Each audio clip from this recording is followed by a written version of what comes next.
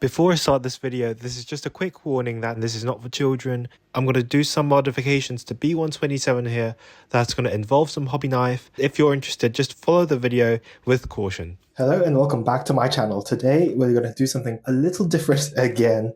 I know I say this all the time, but today is truly something different. Today is a bit of a tutorial teaching you how to add sort of ankle tilt in B-127. Now, as you can see here, there are pivots already in the figure. There's just a few pieces of plastic sort of around this area and around this area where you need to trim off in order to give him ankle tilt. You might say he's plenty stable because of his big feet, you know, and yeah, he is stable, but on this side he's able to do a high kick thanks to the added ankle tilt, and versus this side he's not, just because of that slight pivot onto the side, as you can see here. If you just cut off that much plastic, you're able to give him a sort of decent ankle tilt, as you can see here.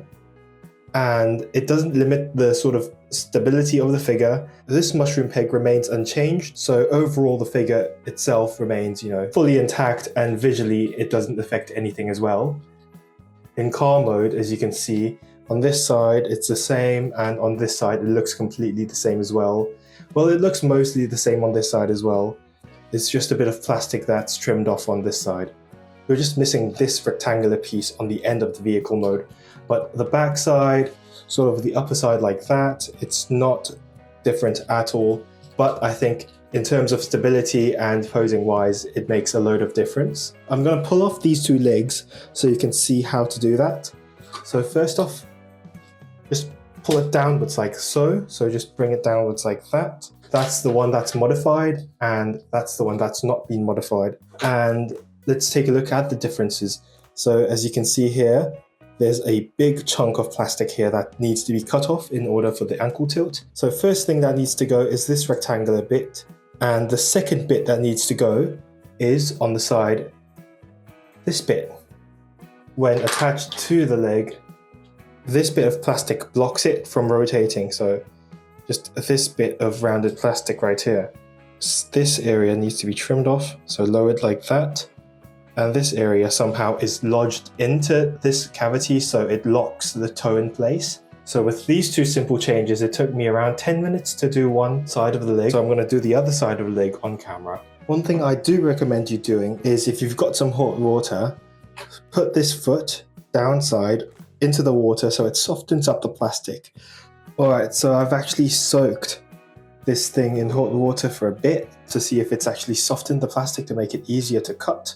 And then as planned, just cut straight down here. Yep, so the plastic has gone soft, so the blade was able to just guide its way through with just a bit of force. Just cut that off, and that should be it. Now we'll have to deal with this side. Just trim this bit down. So coming from this area, just